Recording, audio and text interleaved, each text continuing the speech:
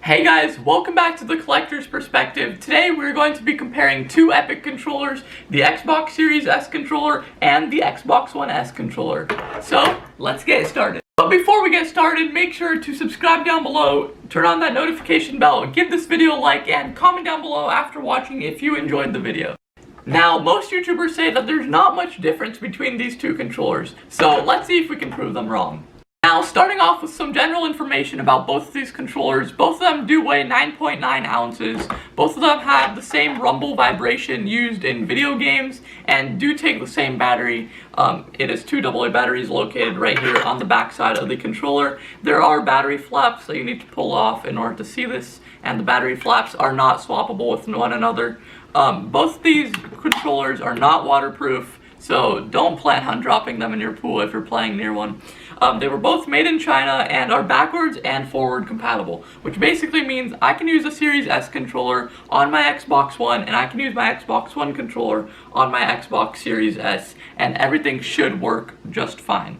Both of these do have built-in Bluetooth for PC play and can be used for PC as wireless controllers. Looking a little bit at the ports, both of them do have the Xbox One controller expansion port located on the bottom, which basically means that the Series S controller is compatible with most of the Xbox One controller attachments, including headsets, keyboards. Both of them do have a 3.5mm headphone jack located on the bottom for headsets for chat or just watching a movie if you're using streaming and do not want to make noise for the people around you. Both of these do have recharge them if you have rechargeable batteries, which are sold separately. Xbox S controller has a USB micro versus the USB-C. On the Xbox Series S, just a little bit of a later cable.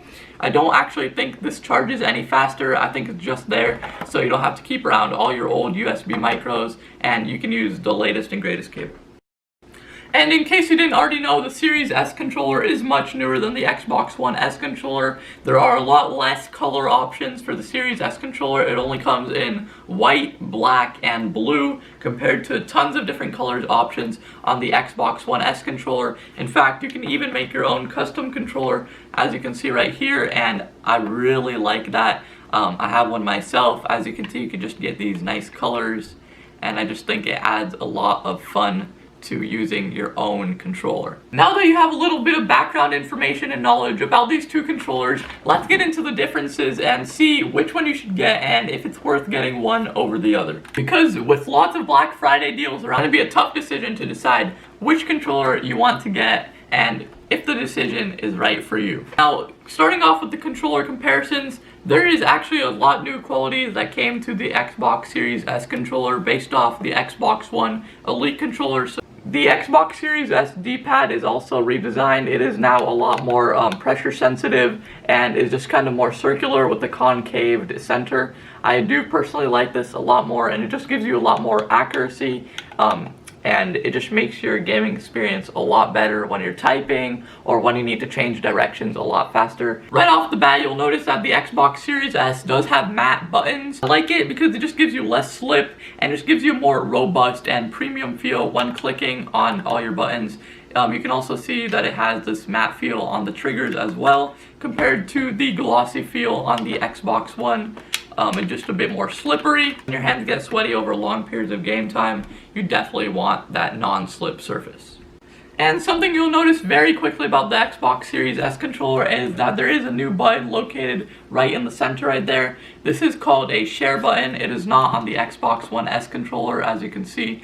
And what it is, I haven't used it myself yet, but it's made for easy capture, and it's a huge plus. It's right there in the center, and it's very accessible for people who want to share their achievements through screenshot or videos with just a click of a button. The new Xbox Series S controller also has a unicolor design. The triggers are now white instead of having a black and white design like the Xbox One S controller. Some people may like it. I like that idea, but this also does give it some sort of cool sense when you have two colors on your Xbox One S controller. So it was just something interesting that Microsoft added to make their controller a little bit different. The triggers on the Series S are actually a little bit less deep, so it makes them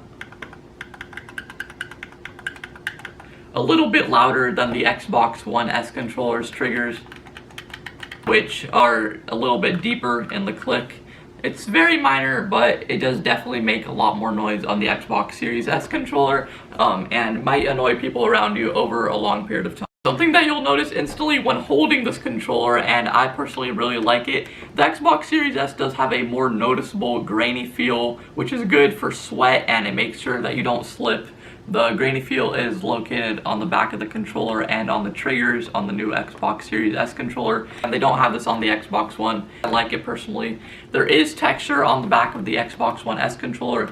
It is just a lot less, and on the original Xbox One controller, as you can see right here, it's actually a completely smooth plastic. So it seems like they moved from smooth plastic to a little bit of texture to just a lot of grip on the new Series S controller. And triggers do seem to be a little bit more tense than the Xbox One triggers. This might be because the spring is new, but I think that's on purpose just to give you a little bit more precision and accuracy and pressure sensitivity when clicking down on the button. And I like it, but it might give your fingers a cramp if you use it for a long period of time, and might be just a teensy bit harder for little kids, but I think that's a non-issue. Something that's barely noticeable, but I kind of noticed it when I was using it, that the Xbox One S controller does feel a little bit more premium, because the Xbox Series S controller just has a lot more sharp edges where I feel like I could get cut. And I think that's just because it might have been built a little bit cheaper than the Xbox One S controller.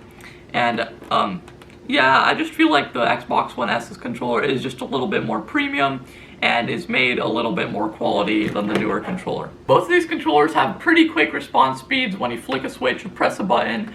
They do run at a 5 GHz radio frequency, which means that the radio frequencies do move a lot faster than on, let's say, an Xbox 360 controller, which runs at a 2.4 GHz radio frequency, but that also means that they do have a shorter range, but that's not really an issue. Most likely not going to extend past that range if you're just playing in front of a TV. Speaking of response speed, the response speed on the Xbox Series S controller is up to 4 times faster than the response speed on the Xbox One S controller, and that's 8 milliseconds to up to 2 milliseconds response speed. Keep in mind that 8 milliseconds was already fast, but it's just even better now. And the way I understand it about how this response speed got faster, on the Xbox One, the console itself checks for input every few milliseconds, but on the new console, on the new controller, the controller sends out the input, then the console cues it, which makes the response speed just a bit faster.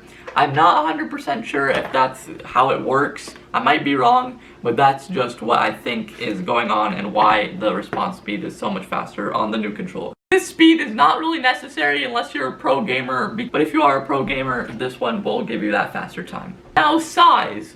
Which one is bigger and which one is smaller? Take a look and guess for yourself right away. Now, I've read it a lot. They claim that the Xbox Series S controller is smaller than the Xbox One S controller. But let's find out if that's true or if that's a myth. Alright, so let's put our controller on our Wii Remote sleeve right there and open up our caliper tool. Find out which controller is really bigger. So let's start with the measurement. From right here on the controller, there's a line that ends right at the trigger to this 3-way midpoint at the bottom of the controller. Carefully, if you do this, I don't want to scratch it because this is a metal tool. Alright guys, so as you can see, I'm measuring from the bottom of the controller, right there to the top, kind of where the bumper is and where the line ends. And it is exactly 9.3 centimeters. So we are going to be measuring in centimeters. So as you can see right there, 9.3. In case you didn't catch that when it zoomed here to here on the controller. And now let's do other measurements. Alright guys, so now we're just going to be measuring from right here, this end, to this end of the triggers and see how many centimeters that is. So now that we've gotten it all lined up, it seems to be exactly 11 centimeters. So let's zoom in on that a bit. So we're just going to take that off. I will not move it at all, as you can see. There, still fits perfectly. And it reads exactly 11 centimeters. On the mark. And now let's just do from one end to the other end. that will just give us a general reference of how wide it is on both sides and just how tall it is, and that should be enough to let us know if one's bigger or smaller. Alright guys, so we just got it spot on. Trying not to slip right there. From here to there, it just connects perfectly on the line. And as you can see, it is exactly 12.4 centimeters. So just to recall, that was 9.3 centimeters from here to this point right there. From here to here, it was 12.4 centimeters.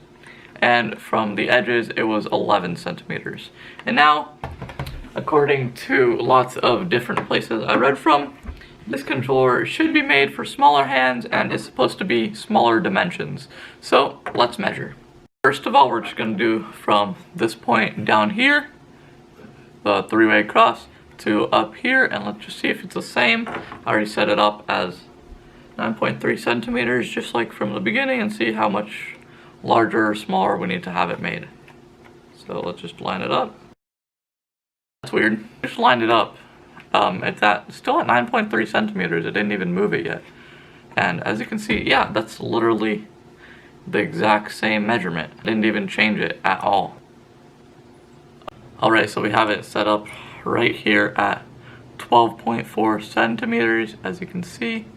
And now we're just going to try to see if it's the exact same without changing it. So let's just lift that up a bit and try not to scratch anything as we... Perfect. It's perfect. Show you guys one more time. Getting it on the edge. Exactly 12.4 centimeters. And now finally we're just going to set it up back to 11 centimeters and see if the end of each trigger is the exact same. Perfect. All three of the dimensions we just measured seem to be the exact same. Now, I'm not sure if there's any other dimensions that may have changed or if any of the thicknesses may have changed, but it seems like, according to our testing, this dimension, and this dimension right here to here are all the same on both controllers. I'm not going to make any conclusions from that just in case, because I'm not 100%, but that was just a little bit of a size comparison of both of these controllers.